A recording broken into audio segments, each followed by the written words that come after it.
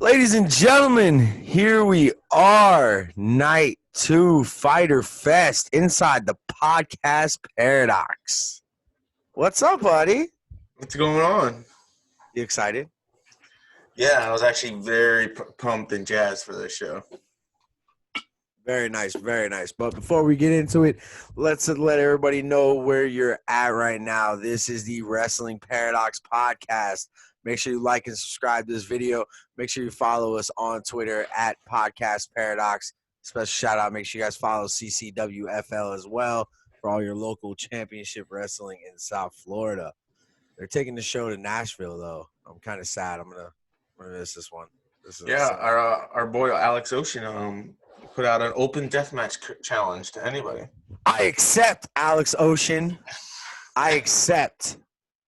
Come see me. Too sweet me when you see me. All right, let's get into it. I'm so glad I didn't accept that match when I asked him. Guy's a fucking badass, man. All right, so let's jump right into it. Night 2, Fyter Fest, AEW coming at you hot. We have opening match, Private Party versus Omega. Now, for me, I was kind of excited for this match. I do want to get away from Private Party being you need an invitation somewhere or weighing in at 24 ounces of vodka cranberry. Okay, my wife likes that drink too, dude. Calm the fuck down. I wanted them to get a little more serious. I'm not saying now become New Jack and Mustafa Ali and Smoky Mountain. I'm saying take the game a little more serious. What's wrong with all these crackers? 60 years ago, you had us hanging over trees. Y'all mad? We running the building now. All these damn white folks always get the belts. Dude, some great times with those two in Smoky Mountain, man. They were crazy. But no, seriously, get away from the comedy gimmick. Get into something that people could take you a little more serious with. I do like, again, Private Party. I said it a couple weeks ago. When they get in the ring, they don't go out there and try silly shit. They get in there and they do what they know how to do, and they've honed that craft, and they've done it very well. There was a spot where Cassidy jumped over the top rope, kind of like a springboard, and I was like, oh, shit, he missed.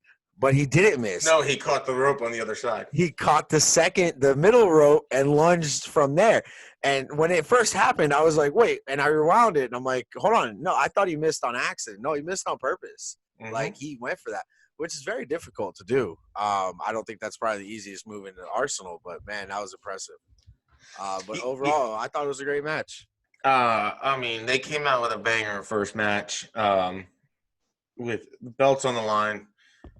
I told you this a couple weeks ago.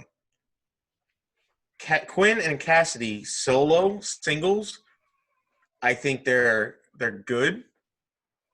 But when they're in the tag team and they wrestle a tag team match, their moves are too – you could see they talk their moves out. And I don't know if you saw, but when Cassidy and Quinn missed the double Spanish fly, it almost killed Kenny Omega. I mean, big time. What was cool was Isaiah Cassidy did that rolling flatliner from the inside to the stage. I thought that was pretty cool. Yeah, they have some good moves where they're feeding off each other. But yeah, that Spanish fly, it kind of bugged me a little bit because I hear it a lot now, and you don't know who's on offense and who's on defense with some of these moves. Right. And I didn't know who that move was supposed to hurt until Quinn went for the pin on Omega. That's when I was like, oh, okay, all right, those Spanish fly, I get that part. But it didn't look like that move was intended to hurt Omega. It looked like it was intended to hurt Private Party. Yeah, because they missed it. They missed it. And is that a move they pull often? I mean, I don't know. But it almost kind of resembled Adam Cole the other night when he got clotheslined and dropped on his head and neck. That's what almost like resembled. Yeah. Well, that's AEW. That's NXT, sir. This is AEW. That's what we're talking about right now. I know. Okay. I'm more worried about the safety of our heroes. Oh, were you? Were you one of the ones who was like, oh, Owen Hart coming down from the rafters isn't smart? The safety, that's what you care about? Chris Benoit doing headbutts, the safety. I bet you were like, yeah, that's fucking awesome. Now you're worried about safety. Hey, fuck off. How about that? All right. Yeah, there were some spots here, man, where they played off very well, like I said. Oh God, I'm not doing Jim tonight, man. Not doing it. Yeah, the double Spanish fly did not look good. Shut up, Jim. There was, He's a heel. Shut up. We're doing a show. Sorry for the interruption, guys. Jesus. I've got him locked in the fucking basement, and you still can hear with that scratchy, whiny voice. Put Big Show down there. Big Show's fucking my wife. Okay, calm down. Video it. All right, so there was. I remember trying to growing promote up. his OnlyFans.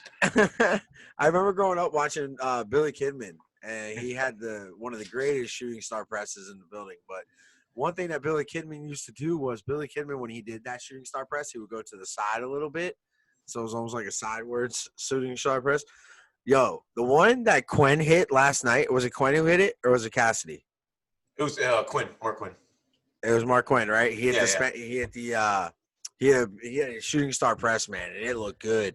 It looked real good. Full extension, yeah. He floated in midair. It was like the weirdest thing. It was so cool, but you don't usually see guys do it, and it's quick. No, he got up, and it just like floated. It was like in slow motion. And they made sure to show us 30,000 times after it happened. Well, yeah, because they didn't have a lot of promos, so they had to show Yeah, I actually, during the show, what I want you to do, Chris, is I want you to count between the two shows, Fyter Fest Night 1 and Fyter Fest Night 2, and AEW Night 1 that's the same show, by the way. I'm just letting you know. Great American Bash Night 1 and Night 2. Count the matches and promos. I want to see the difference. I really want to find out. Well, I know Fyter Fest Night 2 had 6 matches. Like exact numbers. Had 6 matches. And you had 1, 2, 3, 4, 5. You had 5 promos that I consider promos. Yeah. I wonder what the numbers are. It's got to be at least was there 14 matches between the two shows for NXT? Gab Night 1 got 1 match, 2 match, 3 match, 4 match, 5 match. So there's 5 and then 5. That's 10 matches in 2 weeks. And promos just on night 1 alone was 1, 2, 3, 4, 5, 6, 7. 7. So 16 promos between the 2 nights because there was 9 for NXT last week. So 16 promos and 10 matches. Yeah. Is Vince McMahon just waiting to jump in his grave right now? I know. The reports are they're trying to sell the company to Saudi Arabia. So, is that what's coming out now? I read it today that there's a possibility that they could sell to Saudi Arabia. Well, Chris, we could keep these people up to date if we decide to do a This Week in Wrestling show like we've been talking about doing. We're not dirt sheet writers. I'm not saying we're dirt sheet writers, but we're deliveries. Shut up, Jim. It's a good idea. All right. He doesn't like it. All right, so Hangman. Go to your fucking room. Your kid thinks you're talking to him. No, there's no one here in the house. That's why you're able to do that. All right, so Hangman with the 3 count. Mark Cassidy, you get the knee and the last call on Mark Cassidy. You get the First 3 off, count. It's called the V trigger, and the buckshot Larry it's makes a the last fucking call. knee. It's a knee. It's a knee. That's all it is. There's nothing special about it. It's a knee. Brian Daniels and Daniel Bryan does them 10 times a night on Raw. It's a knee. It's nothing special. Shut up. I know he's a real athlete. It's nothing special, honestly. All right, so then there's a cut. to Excalibur, Tony Schiavone, and good old JR. Good old JR and Tony Schiavone are wearing regular Tommy Bahama shirts. Yes, I know. And I then saw Excalibur is in a fucking jacket. suit. Yeah, I have a fucking sport coat. And then they say, don't forget to wear your mask because we're going to do it after the show. And there's fucking Excalibur pointing at his mask. Not the same fucking mask. Well, what I love is JR is like, well, he wears a mask every day.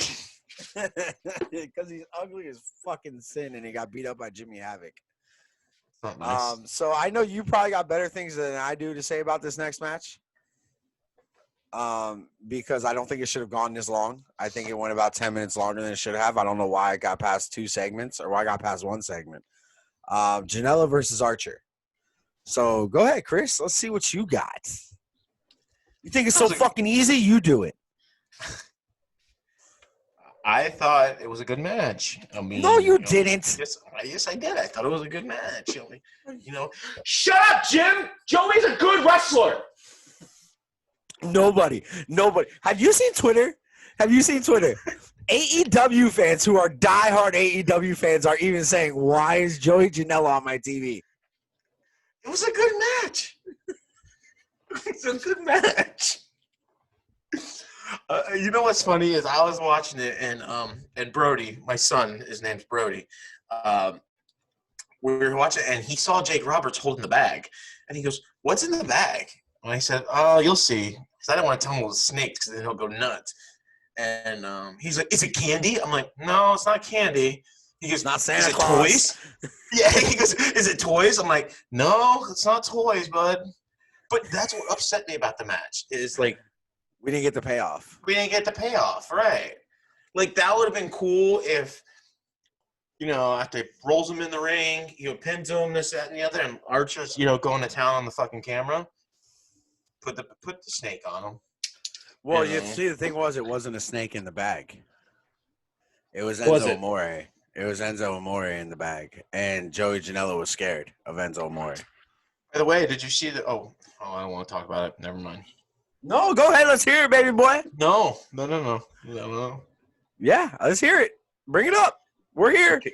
Okay. So, our good friends, the Good Brothers, Carl Anderson and Doc Gallows, and Rocky Romero, they have a podcast called Talking Shop.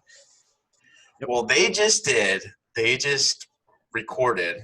I want to say it comes out August 1st on Fight TV. They recorded a pay-per-view at Doc Gallows' house. Heath Slater's on the card, I believe. Rhino's on the card.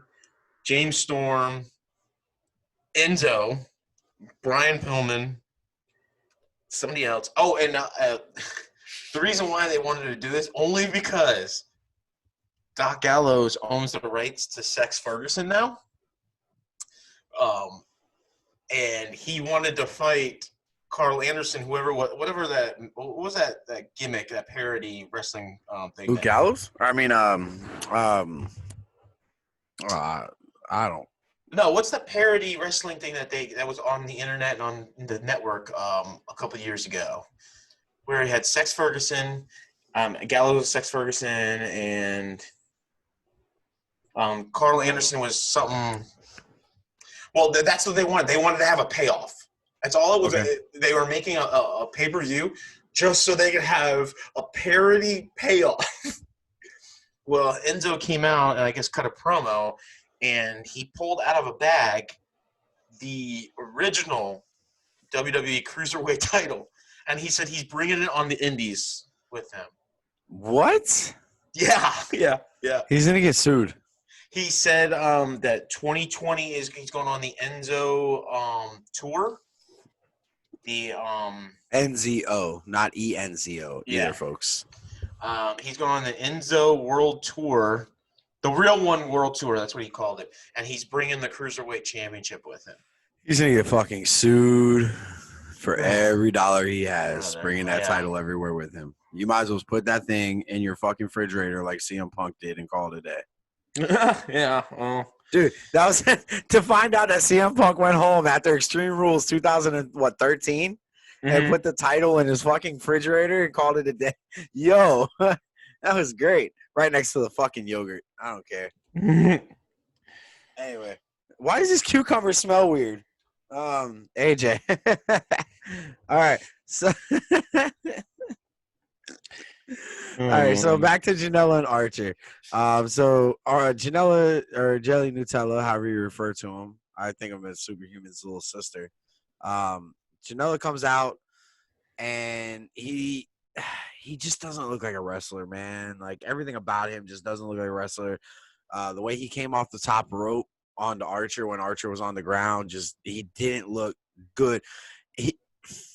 Buzz Lightyear looked better falling off of stairs than Joey Janela did jumping off the top rope. Like a bird in the sky, I believe I can fly. I can fly.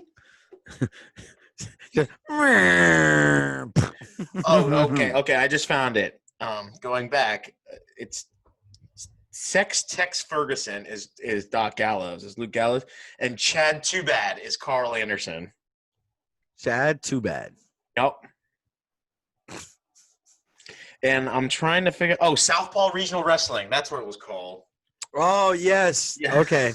Yes, I remember that. Ran by the car salesman. Yes. And that's all they wanted is they wanted to have a fucking payoff of this parody thing. That's all they wanted. And I'm probably gonna be the fucking mark that's gonna buy it on Fight TV to watch. You will be. Yeah, because their podcast is actually, I mean, not funnier than ours, but it's actually pretty good. I mean, they don't fart into the fucking mic.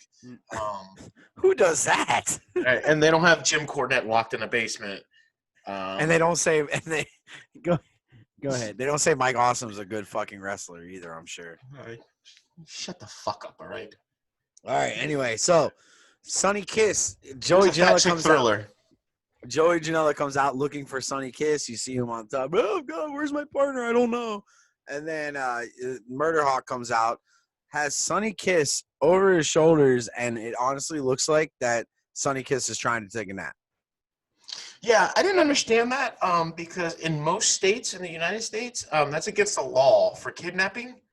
And the way Sonny Kiss was laying, it looked like he was drugged. Yeah, it looked weird. Weird.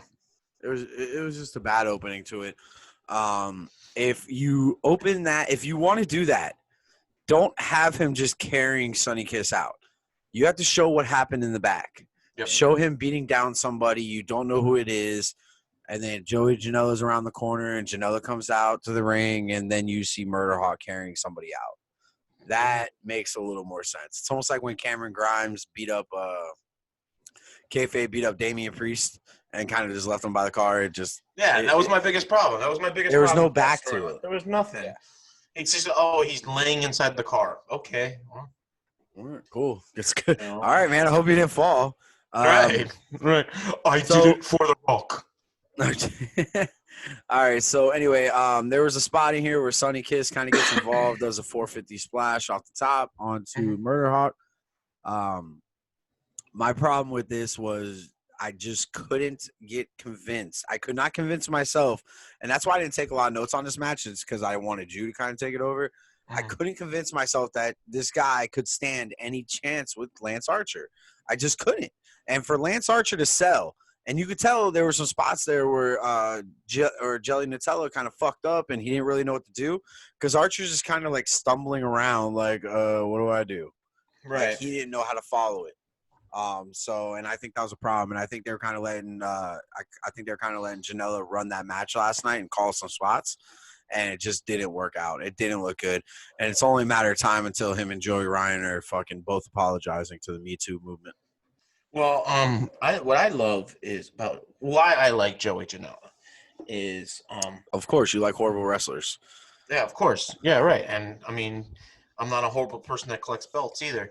So that means you and Enzo have a lot in common. The reason why I like Joey Janela is he will take a bump from anybody and he will take a beating. If you watch that match back and you look at the welts on his back that Archer gave him, it was fucking brutal. Like thrown into the guardrails, You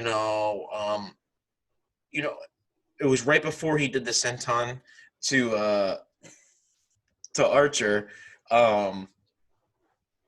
He got up to the top rope, and you can see it's just like swollen around his, Shut up, Jim.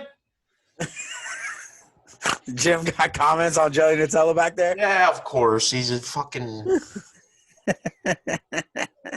Him and Big Show are in the room just touching tips. They're cock docking or refueling, whatever you called it. Refueling. We're gonna get tagged for that on our videos, and people are gonna search refueling, and they're gonna see us like, "What's these guys?" Golly. Yeah. But I mean, I thought it was an okay match. It wasn't nothing great. Oh, whoa! The Thrasher scale. We forgot to bring it in. Okay, the first one, the first match. The first match, I give it a 3 3/4 star match. So that's good. Good. I agree with your assumption of that match, sir. I concur. This match, I give it 2.5. So it's a meh. That's a little high. The only reason why I don't like this match is there was no time to prep for it. You had no stories, but I don't think that's Joey Janela's fault. And I don't think it's Lance Archer's all Janela's fault. It's all Janela's fault. I don't think it's either of the combatants' fault. I just think Lance Archer was just thrown into the mix in AEW. They have nothing to do. They have nothing for him. Well, they did. Yeah, and he lost. So now they have nothing. So now they're but if he would have won, then you have Cody going after that, because Lance Archer wouldn't have done the open thing and things like that. Right, but and you could have introduced Ricky Starks a different way. Yeah, but I just think that they have nothing for Lance Archer, and the reason why they put Joey Janela with Sonny Kiss is because they had nothing for Joey Janela. So I don't fault either of these guys. I mean, it was an okay match, but I don't fault either. There's too many people. It's not too many Chiefs, not enough Indians, basically. Shout out to the Redskins. What other company does that sound like? WCW? Oh, okay. That company went under, right? Yeah, it was ran into the ground. All right. Next thing we know, fucking Michael Hayes is coming over to AEW. Just starts running shit wild. God damn! Wow, it's all playing out. Do. All right, so Main Street and GA. I'm gonna take over this promo, and then you're gonna get the next promo because I know how excited you are about this promo. And yeah, I am fucking stoked about it. So before you do that, though, once I end this promo, I'm gonna give my first comment because I have a little comment on the next promo. You have more than just a little comment. It's a fucking raging comment. All right, so the next promo that happens is Darby Allin saying that Cage will be his first opponent when he returns, and then all of a sudden, like Travis Pastrami sandwich comes out of nowhere, and I forget what he said, but he said some stupid shit. We gotta practice some coffin drops. Yeah, there you go, some coffin drops. A cough drop. I love it, but I love during the promo, it's like right before he falls, and they just start chanting coffin drop. They're like, coffin drop, coffin drop. And he fell into like some foam. Yeah.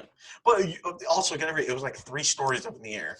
Yeah, it was like 30. Honestly, that's what I wrote. yeah. And then does a 30-foot coffin drop in the foam. All right. So, all right. So there's that promo. So this next promo is about Taz and Brian Cage. Now, a couple weeks ago, I said on the podcast when Brian Cage first came out, actually it was last week, I think he was in a shirt, and I said that guy does not need to be wearing a shirt. Mm-hmm. He's too jacked, too ripped, looks great, and if he's in a shirt, make it a cutoff shirt. Make it so you can see him, and because that's what Brock Lesnar does. You know, Brock Lesnar never wears like a real shirt out into the ring. He always wears like the cutoff shirt. And then, long behold, guess who came out with no shirt on last night? Brian Cage. So he put up on Twitter. He asked the question. He's like, "Should I come out to the ring with a shirt on or a shirt off tonight?" That must have been after he watched our show. No, I think Cody got in his ear and be like, "Look, there's these 2 handsome podcasters out of Florida that they have great ideas, and I've been Yeah, I've been mimicking what they want. Here's another idea I have for you, Taz and Brian Cage. This dastardly good-looking guy named Chris on this podcast said that you should bring back the FTW belt and hand it to Brian Cage so he can run amok on AEW. And lo and behold, guess what happened? They fucking give him the belt. Yes. I have an issue with that, Chris. And I'm giving all credit to my boy Jimmy Cornette, who's locked in your room right now. No, basement. Sorry. We have no basements in Florida. What are you talking about? Hey, kayfabe, dumbass. Okay, kayfabe. I also don't want people calling the cops because I have a man locked in a fucking room. Dumbass. All right. So, I give credit to Jim Cornette for bringing this up, and I actually agreed with him and understood with him where he was coming from. I know. He's a moron. I know. Why not do this next week? If he doesn't show up, if Mox doesn't show up next week, let's say, because they don't even know if Mox is wrestling next week. They're promoting that, but they don't know if it's actually going to happen. What happens if Mox doesn't make it next week? That's when you come out and you give the title to Cage and you say, Mox, our champion is Brian Cage. He's the baddest son of a bitch alive. That's you want to say you're champion. You bring your little belt and then you come prove you're champion. Nope. It should have been done the week after his debut, so that those squash matches that he had, and he's throwing people around, it would show more of the belt. It's kind of like, Jorge Masvidal and Nick Diaz when they had the BMF championship, right? Uh-huh. Let the FTW belt be like that. Like, okay, Brian Cage is the baddest motherfucker in the world. He's the fuck the world. He'll demolish anybody that gets in his way. It's renegade shit. Okay, you have him, and then you build up that FTW belt so that if Mox does beat Brian Cage, he's dual champion, and then he can cut a promo the next week like, I'm the baddest motherfucker on the planet. You don't do it a week before you're supposed to have it, because that belt means nothing now. I mean, honestly, in hindsight, it means nothing anyways, but in storyline, it would have been done better a month ago.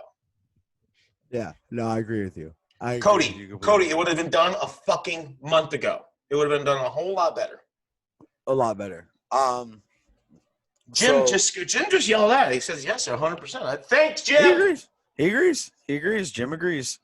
So it's kind of like they dropped the ball. That reminds me a lot when they dropped the ball with the ring for MJF.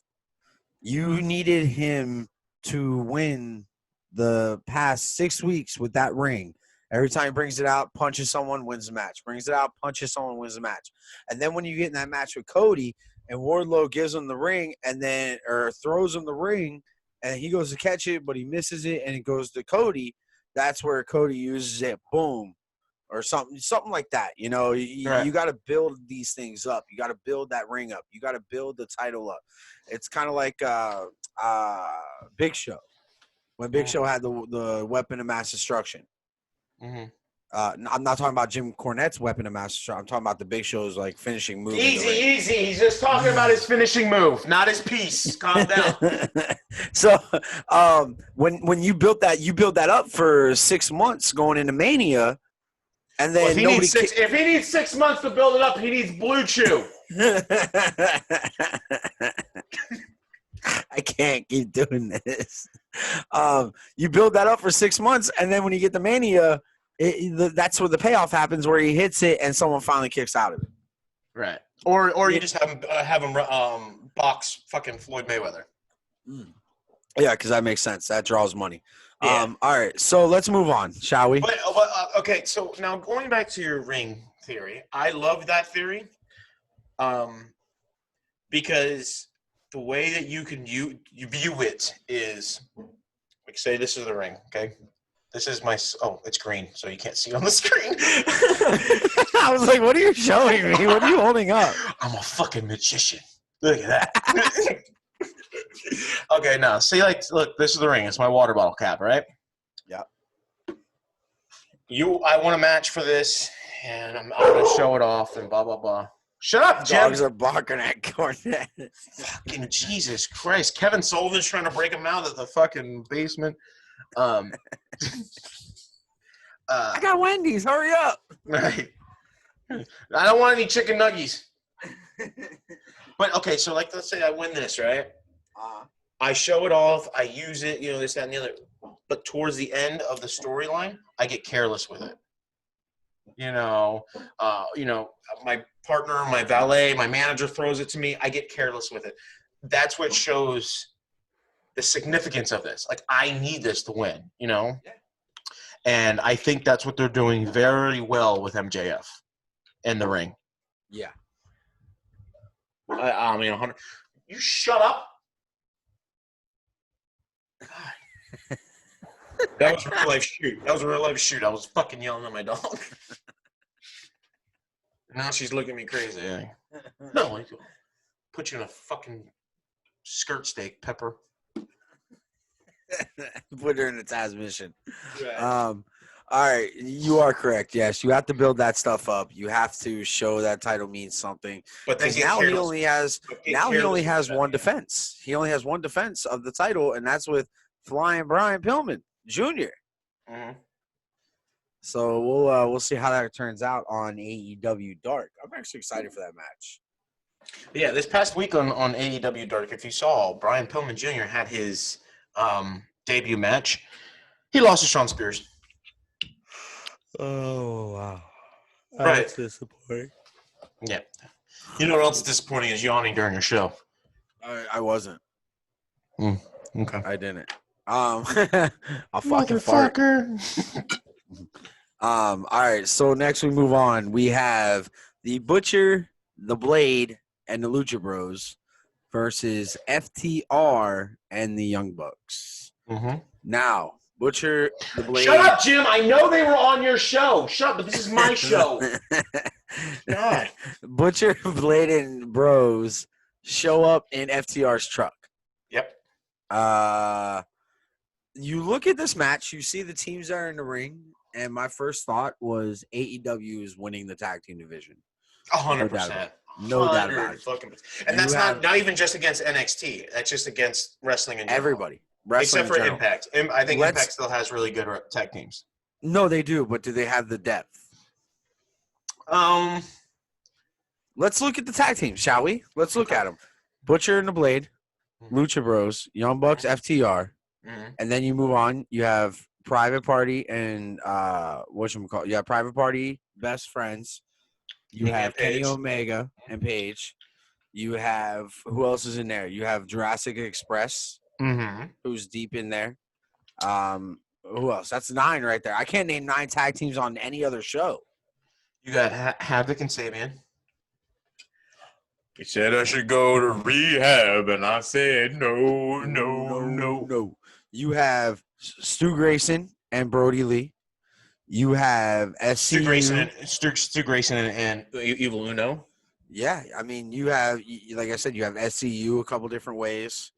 You have 12. You have 12 right there. You have 12 solid tag teams who are running that division. Yeah. So, and and don't forget, you still have Hybrid 2. Hybrid 2.0.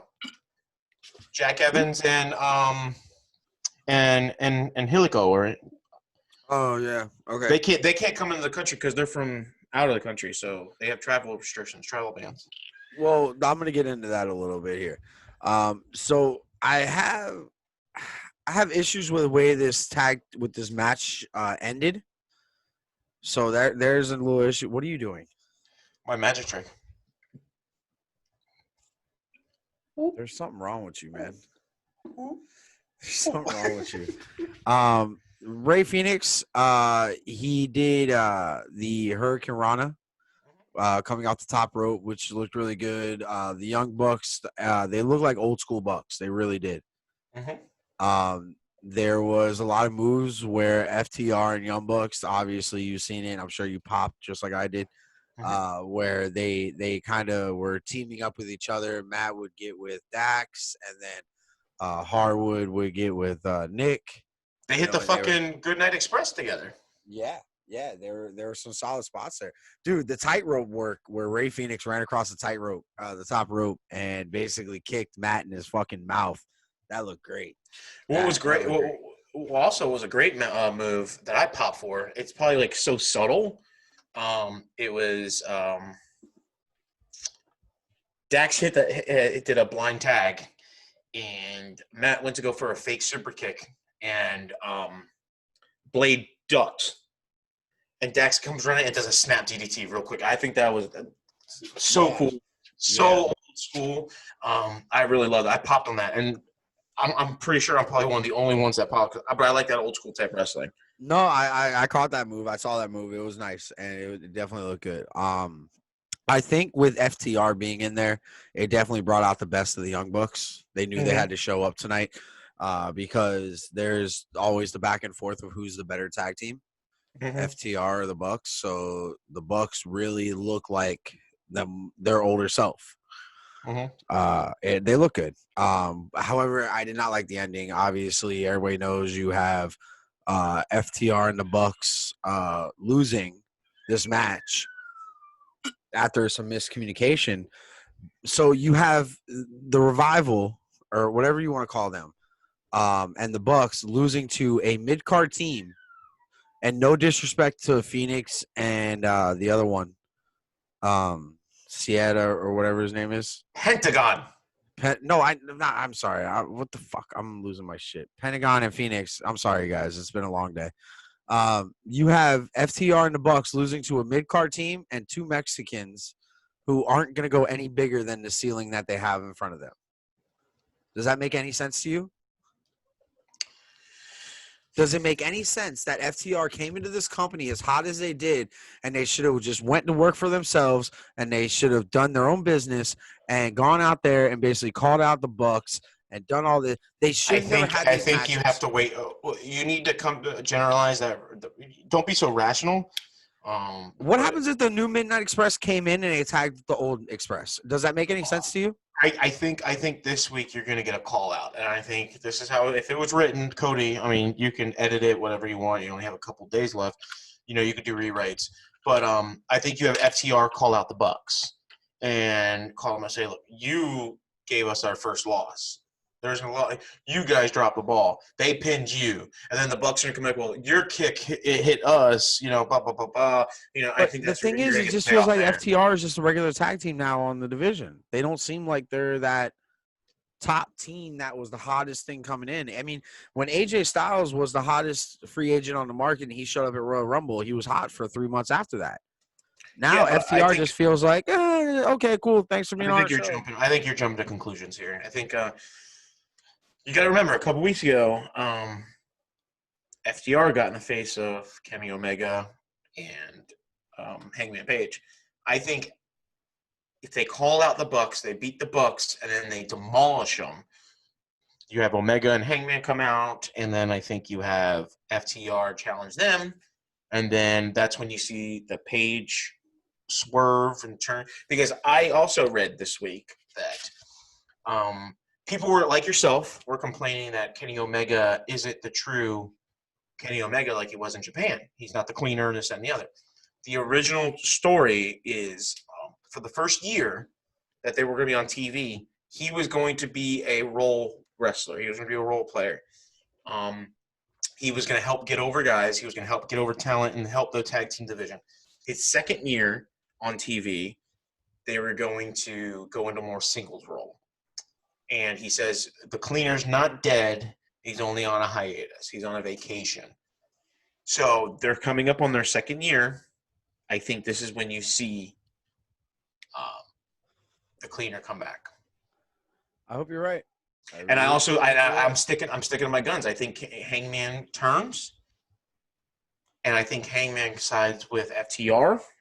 And I think you have Cody. Cody, don't make a liar out of me, okay? Fucking side with FTR and Page. You be the new four horsemen. You guys fit in perfectly, and to also have a Rhodes in as a four horseman, that would be a big fuck you, and all the stereotypes that your dad did and everything like that. So it goes against the grain. Yeah. Do you have any spots in this match that really? Because I mean, I know I do, so I want to hear your side of it. Let's see what you got. Do I have spots? Do I have spots? Yes. That's called leprosy, bro. You need to get it like that. Shut up, Jim. It's fake wrestling. Okay. Oh, here it comes. That's how you know it's about to get really weird in here. Go ahead. Let's see what you All got. right. What I love the sequence when they all tagged each other in. Horrible And wrestling. That's not how wrestling works. How wrestling has always worked. I from the loved day. it. And I won't interrupt you anymore. I will not interrupt you anymore. But you know just as well as I know that with wrestling, you cannot tag like that. You have to tag. I mean, interact with technically- someone and then tag out. Technically, there was 2 Mexicans in the match, so it was luchador-esque rules. So Not giving you that. but I loved it. They all 4 tagged it. Then they did the double superplex and then the double elbow drop. I think that was cool. Like we touched on the Goodnight Express that was done, and also the spike pile driver. Very well done. But spot of the night, my boy Rey Fenix does a springboard Canadian destroyer to all 5 guys on the outside. I paused the recording, by the way, while you're talking. Man, still says recording in the corner, you dumbass. But I loved it. Fucking worst spot ever. I loved it. And then Pentagon and Rey Fenix hit the LB driver. I'm hoping that means Lucha Bro driver. Don't know what that means. After Matt Jackson hits the errant kick at Dax Hardwood, Butcher and Blay and Lucha Bros get the win. You didn't sound very exciting at the end there. No, I mean, I honestly, I gave the match 4 stars. It was a damn good fucking match. Told a story. My biggest complaint is why does Butcher look like a fucking walrus? He looks like a monster. No, he looks like a walrus. He was a walrus. Are you saying walrus? Walrus. Walrus. WALRUS. Not walrus. Walrus. Pan. Pam. Pam? Pam. Pan. No, Pam. I think I can go ahead and fix the whole Pam issue here. It's Pam with 2 M's. Because you know you're just applying to clean toilets, right? Get out of my podcast. God damn. But it was a good match. I thought it was very well done. It told a story. It was matching the. Well, I'm not gonna say it was matching the night. No. But then we move on to promo number 3. Okay. Match of the night was watching Lance Archer beat the fuck out of your boy. Okay. Goddamn. Promo number 3, Big Swole not allowed in the building. Is it because she's black? No, and here's my issue with this is, all right, so we all know when AEW Dark gets recorded. They said Big Swole won the night, and they showed this later on in the show, and it kind of made me think, and I was like, wait, that doesn't make sense. So Big Swole said she drove 3 hours to get to the show. Yeah. But Big Show won on Big Swole. Big Show. No, Sorry, Big Show Jim. won. Yeah. Sorry, Jim. Jim, sorry, there was no video or photo evidence. It's just a theory. Don't worry about it. You guys live a happy life and a happy marriage. Go on. Big Swole says, I drove 3 hours to get here. Y'all couldn't call me and tell me this shit. Which is funny because I actually was fired from a job that I worked about 45 minutes from, and they fired me as soon as I got there. And I was really upset. Why the fuck did you call me so I could save the gas? So it's true, but I mean, like, they tell her it's not a tough job. It's not a tough job to clean up the mess in a glory hole. So. I was cleaning toilets, man. But Big Swole's not allowed in the building, and she's like, "Oh, I drove 3 hours, but you won on AEW Dark the night before. Why would you drive 3 hours away to come 3 hours back the very next day?" Because she's allowed to go home. Get a fucking hotel. If you're gonna try and make me believe your show is real, god damn it, make things realistic. No. So anyway, Nyla Rose not Nola. Whatever That you dude? call her in bed. Whatever you call her in bed. No, it's Raquel Gonzalez, who I call in bed. Nyla Rose is in a 2-on-1 handicap match versus Kenzie Page, who's at the ripe age of 18, versus something King. I don't know this other person. Kylene Klein or Kelly Klein or something like that. Kelly Klein King. All right, Yeah. KKK. She's about 6 foot tall and just the drizzling horse shits. Just fucking trash.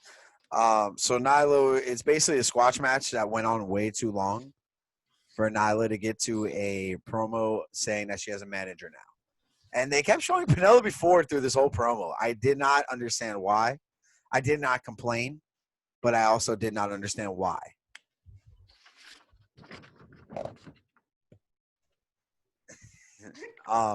So Nyla Rose has a manager. She's not telling people who that manager is. Chris, do you want to take a wild guess on who that manager is? I think it's Tony Schiavone. He's already with Britt Baker. It's JR. The good old Oklahoma boy managing The good old New York boy. girl. Oh man, that Nyla Rose, that shit, no, snatch off her ass.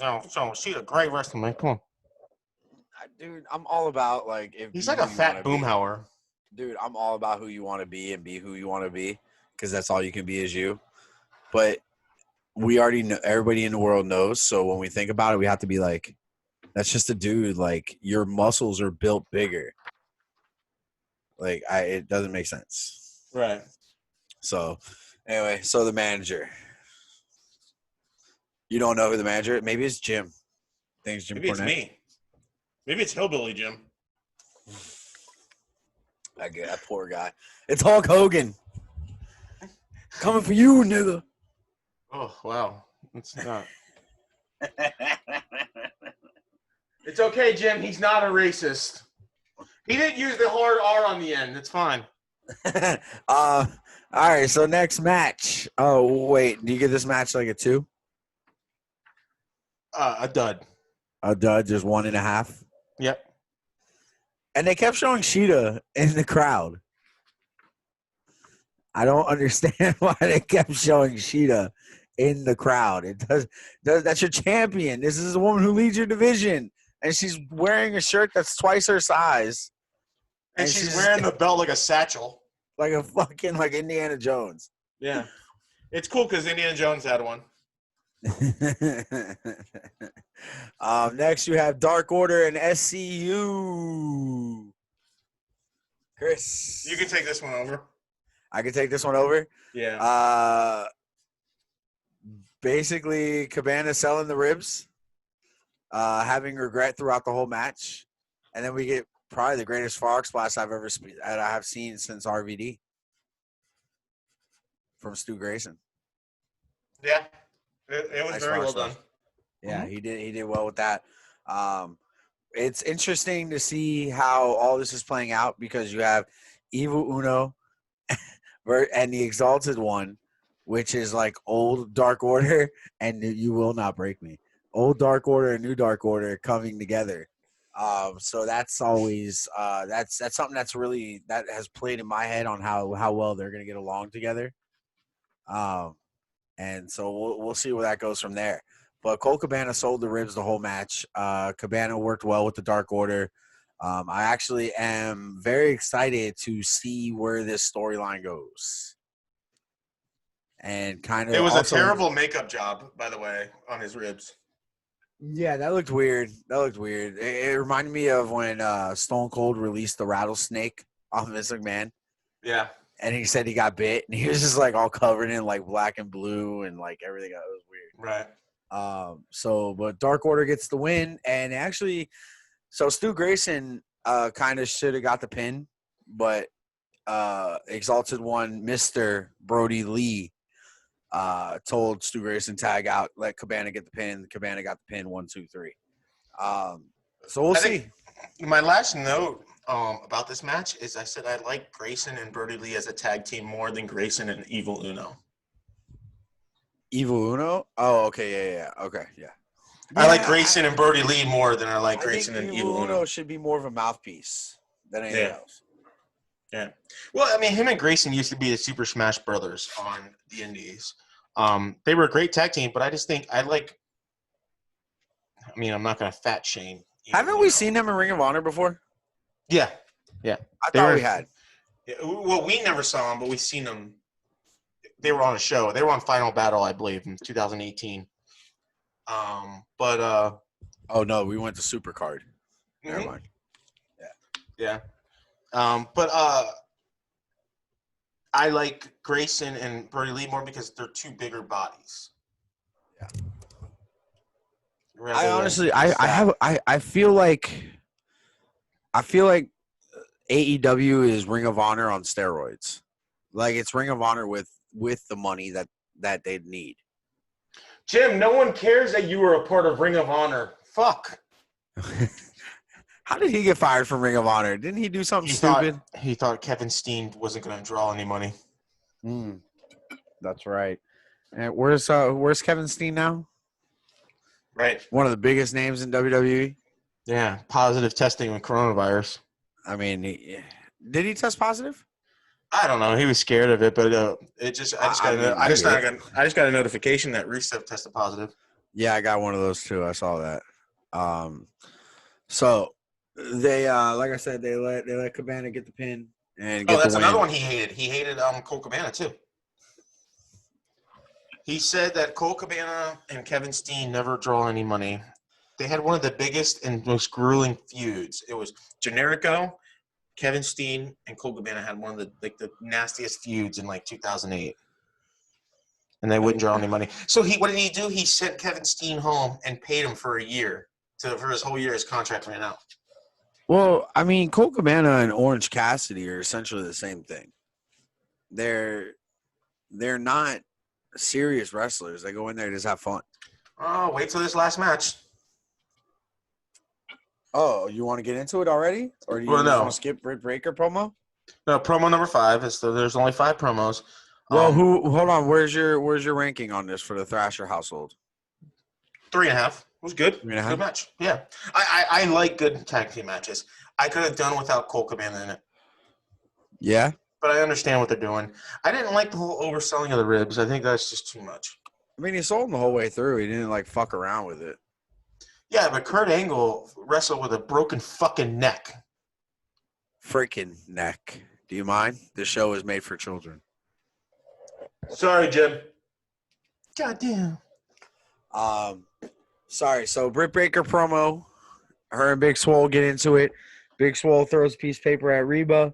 Her big butt. Oh my god, just so beautiful. Reba accidentally reaches back, smacks fucking Britt Baker in the nose, and it's funny because Britt Baker a couple nights ago after Great American Bash and Fyter Fest, she posted, "Oh, we have a broken nose and a broken heart. Ah, a horrible night in our house." Right. So, but my note is promo number 5. Big Swole trespasses, throws the paperwork at Rebel. Is her name Rebel or Reba? might be Rebel. I don't know. So her I think it ass was is Rebel. amazing. And she mistakenly smacks Britt Baker. And then they keep going on with the storyline. I think she's having nose reconstruction done. Because she put on Twitter a picture and she had surgery done on her nose. Oh, okay. So this makes sense. Because remember, she had a broken nose. She broke her nose a couple months ago. And Well, I think that was the bloody picture that kept floating around the internet. Yeah, I think she had surgery. She might have a deviated septum or something like that. I got one of those too. No, you have a divided rectum. There's a difference. Oh shit! That's what happens. It divides your shit. So I'm gonna just open up with some quick notes, and then I'm gonna let you take over because you're a bigger mark for this match than I am. Quick notes: Orange Cassidy comes out. He sends the best friends back. He comes back looking all serious into the ring. Jericho comes back, comes out with the baseball bat and LAX. And this is the biggest match in Orange Cassidy's career, and he comes out joking with the whole hands in pockets thing. And you're facing Chris Jericho. Take this fucking serious. Put on the best performance you can without that wrestling, that God, what do they call it? What's the fucking wrestling that he used to do all the time? Gimmick Come on. wrestling? Not gimmick. Comedy They wrestling? had a name for it. They used to wrestle all the time. So I was just mentioned it the other week. I blanked out. I wasn't even paying attention to what you said. Anyway, he comes Chikara. Chikara. Yeah, he comes out with yeah. this Chikara wrestling style, all this fun shit, and you're in the biggest match of your life. You're facing one of the biggest names in the past 30 years, and you're not taking this serious? Like, look, at least Mike Awesome used to beat the fuck out of people and make it real. Joey Janela backs down at a Blink-182 concert, and Orange Cassidy's putting his fucking hands in his pockets fighting Chris Jericho. So go ahead, give me what you got. Try and protect this match. Try and save this match. I'm so happy that Jericho did not lose, because let me fucking tell you something. That would have been the last time that I watched that goddamn show and that we do this show if Jericho would have lost to Orange Cassidy. I'm sorry. No. It's okay, Jim. You could be my co-host if you want. Go ahead. Let's hear you trying to protect this match and save it. Overall, it was a great match. They had a very good match together. Match of the night. I like Orange Cassidy when he turns it on and he makes it real.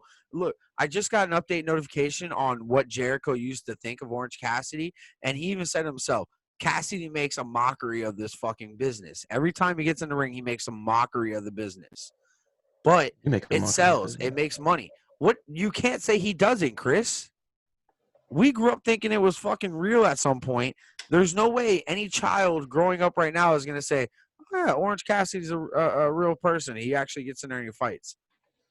I really thought they chopped off Val Venus's dick when I was younger.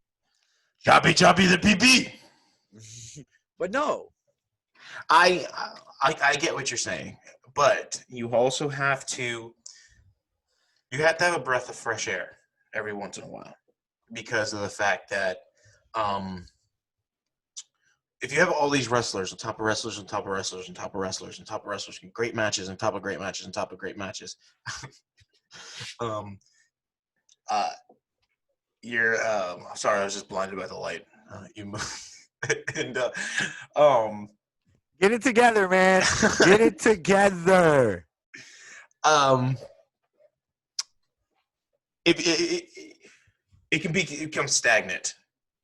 I think that's the problem with WWE now, is you have WWE is in a whole, even with NXT. I mean, we talk about it even when we're not recording, that I'm not a big fan of NXT, because everything's the same thing. Every match is the same. Tell me what's different between Killian Dane and Bronson Reed. Nothing. They're just one's from Ireland and one's from Australia. He's Australian. One's more believable. Yeah, but there's really they're the same kind of concept. To where I think Orange Cassidy is a breath of fresh air for the wrestling business, because he can do the whole he panders to everyone in the crowd, to whether you're a kid, you're an adult, you're a 95-year-old woman at a wrestling show. It's gonna fulfill your need. He's going to turn on and wrestle when he has to, but he's also going to make a mockery of the match for the kids. Mockery of the business. But I really enjoyed this match. I think it was match of the night. Match started out fast. Cassidy went right after Jericho.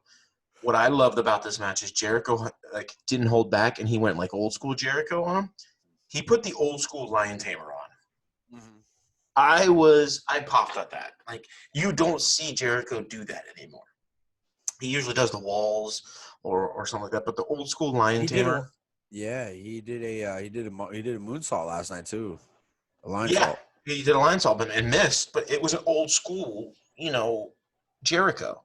Yeah. And now tell me, in the past year, that Jericho went old school with anyone else.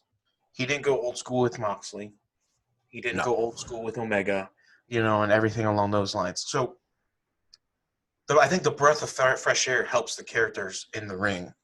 And I think Jericho gained a lot more respect for Cassidy for that.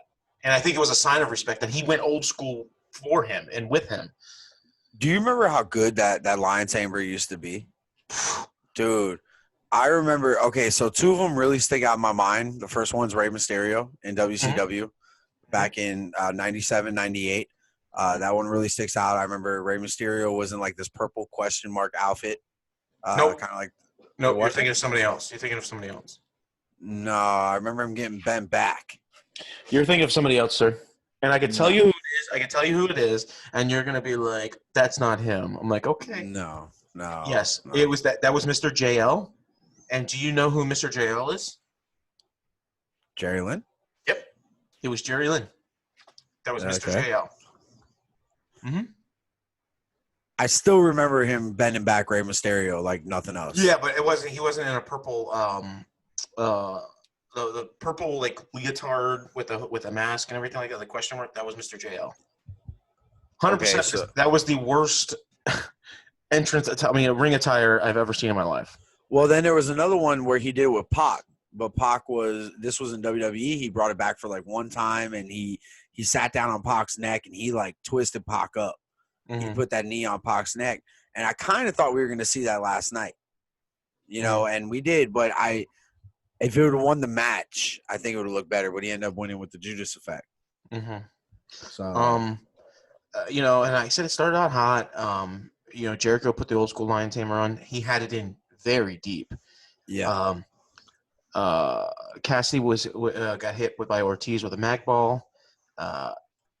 After the mag ball strike, the tides turn. Jericho controls the match. Jericho does an old man baseball slide. That's what I called it.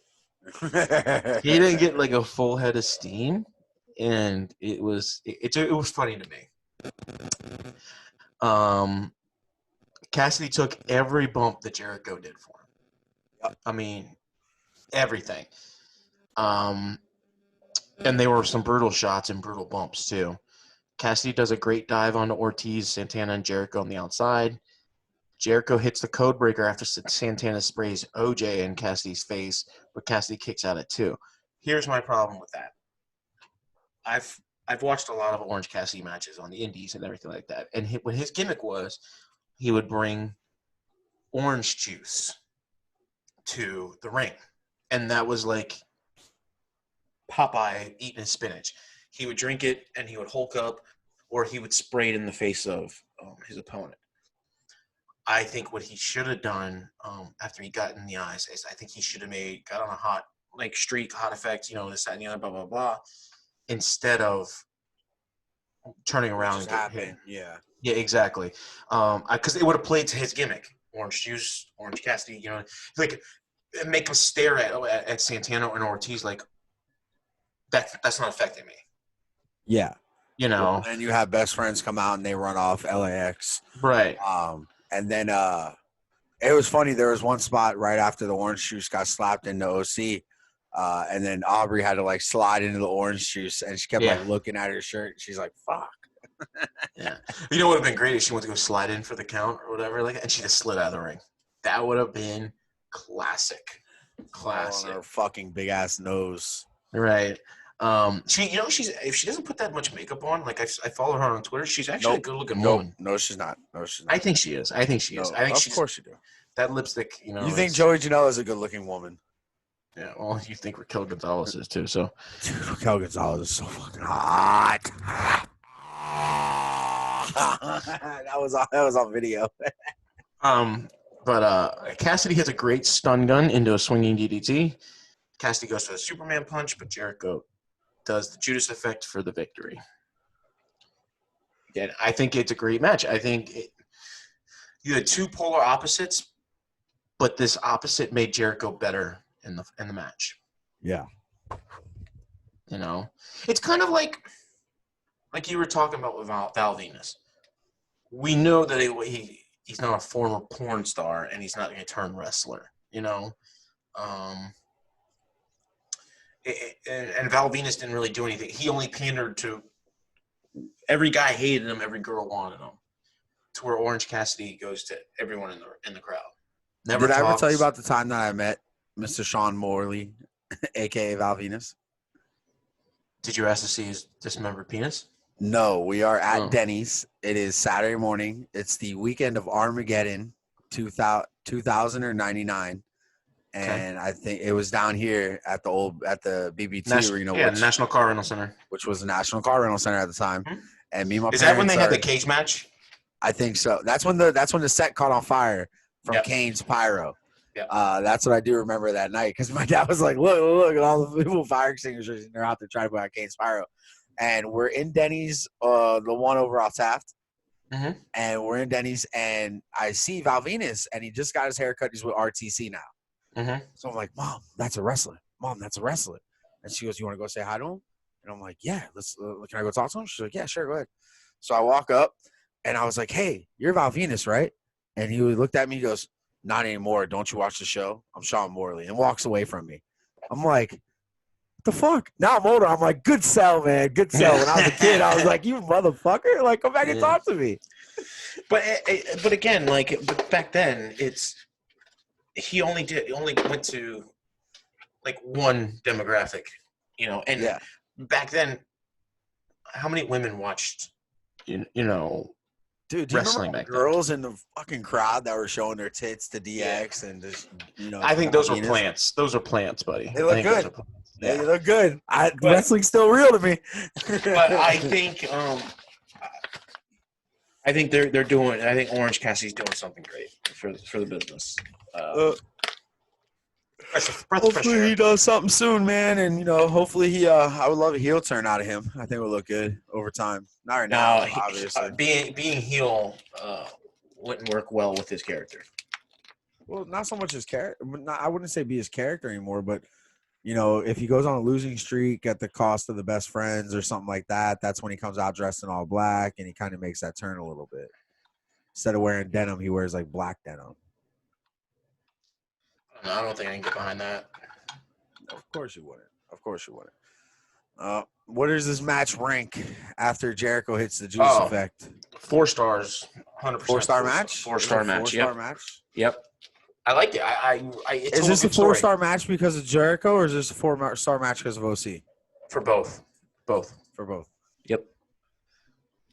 Yeah, it's everything I talked about. It's just OC took every bump, did everything for me. And honestly, it's not just I'm not giving it 4 stars just for the match. I'm giving it for the story for the past couple of weeks. Yeah.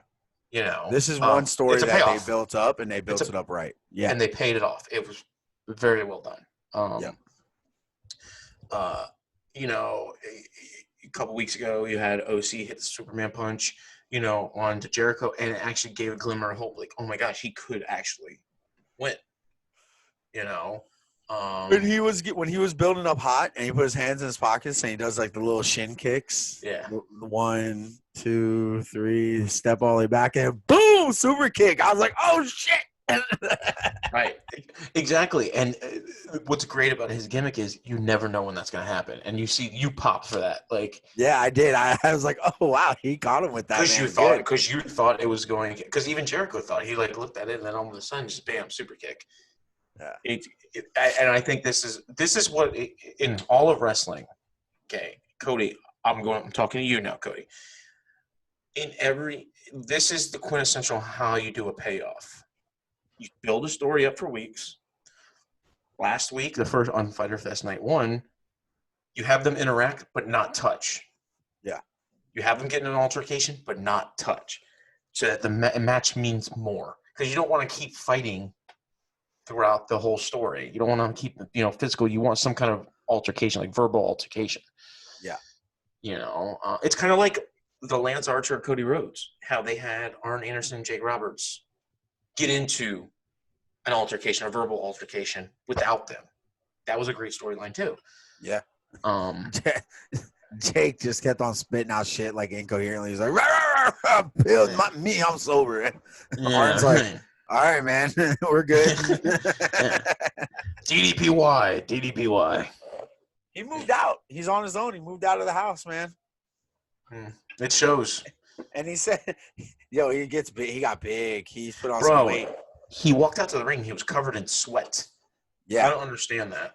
And then he was like on one knee for like half of the match, like in the corner. He's in bad shape. Yeah, he's in bad shape.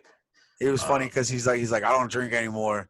I was reading an interview that he did, and he's like, yeah, moving out of the house, and I don't drink anymore. But there's a casino, the biggest one in the world, is in Oklahoma, where I'm moving to, and they're gonna get my money from gambling, not drinking.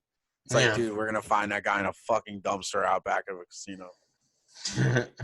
I really hope not. He's been doing great. I really hope he keeps it up, man. AEW was the greatest thing to happen to Jay. If nothing good comes out of it, if AEW just shuts down a year and nothing good comes out of AEW, at least you had Jake the Snake get sober, get back on TV, and look good. I mean, he looked okay. He just needs to do something with his hair. I don't know if he's got I don't know if it's thinning on the sides or he shaves it on the sides, but it's the weirdest fucking mullet ever. Yeah, I don't know. It's the weirdest thing. I think Jim Cornette's giving him haircuts. Oh, you're not? Okay, I'll tell him. Jim said he's not. Is that what he said? Yeah.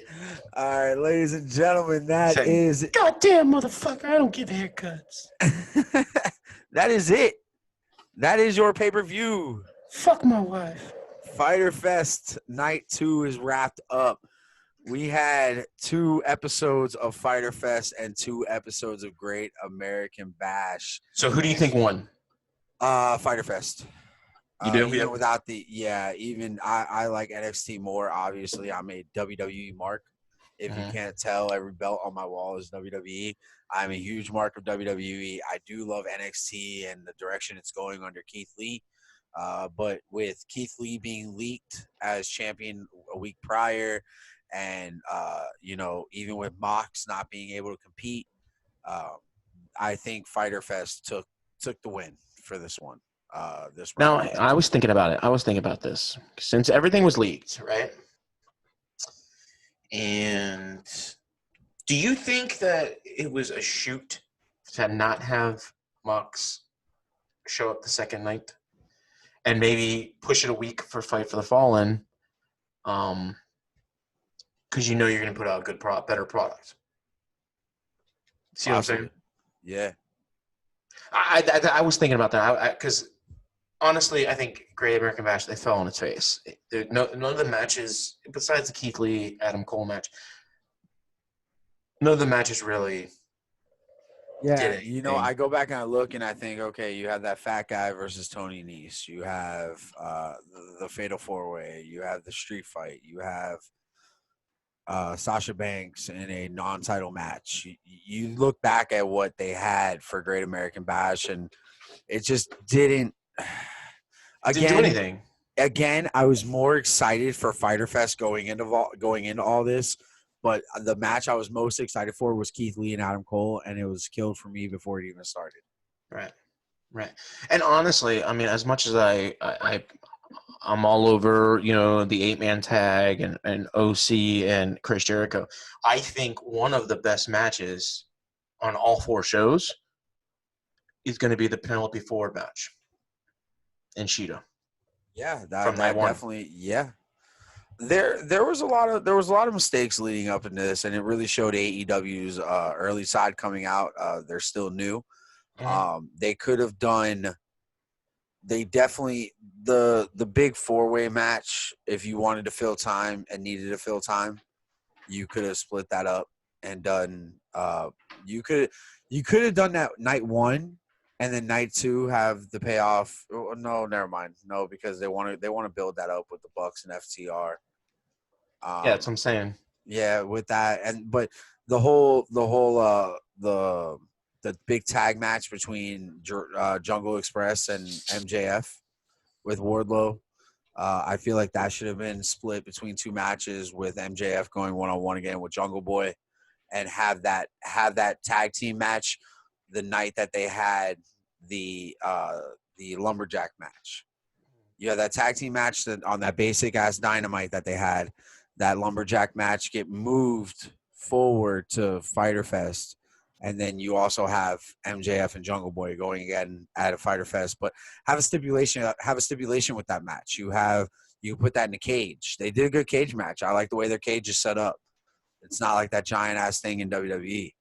And it was taller. It was much taller, which is another thing I like. And Jungle Boy would have definitely took presence in that match and would have done a lot better things. So I don't know. There was a couple things that kind of irked me, but overall, I was more excited for Keithley and Adam Cole, which was ruined.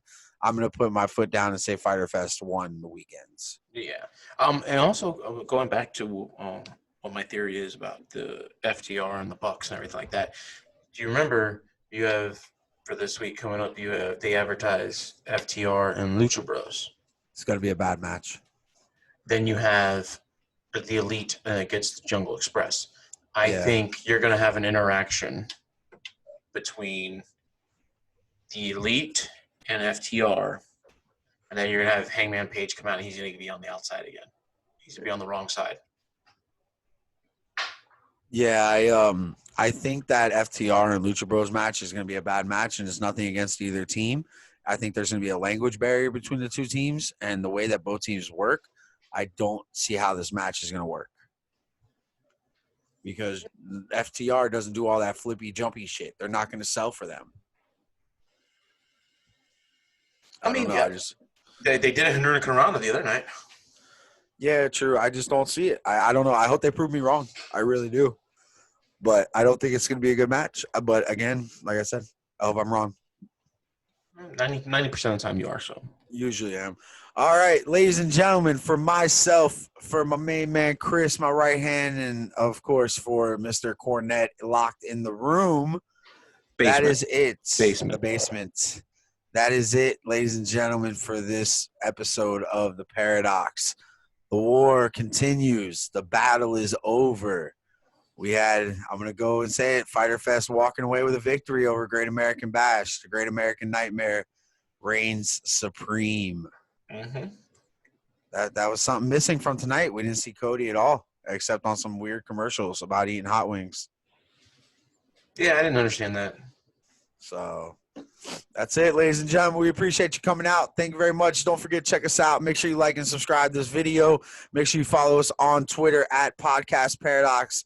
Put your order in for the shirts. They're right here looking as beautiful as ever with all of our handles right there on the bottom.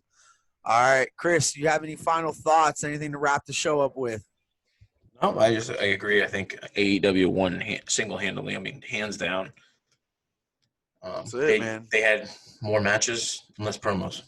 That's it. I think that's the winner right now. So and they also had almost every match had a picture-in-picture. So you never lost. Yeah. You never, had to wonder what was going on during the break. Yeah. We will we'll see if NXT puts together a show to answer Fight for the Fallen and see what comes out next out of Vince McMahon's head. I don't know. I heard that guy, what's his name? Skopolsky is now writing in NXT. Ever since Evolve. Yeah, since Evolve got sucked up by WWE. Yeah. That's good because he used to write for ECW back in the day. Mm-hmm. Mm-hmm. So, all right, ladies and gentlemen, we appreciate you coming out. Thank you very much. Have a great night. And don't forget to check us out here and on Twitter, Podcast Paradox. Peace.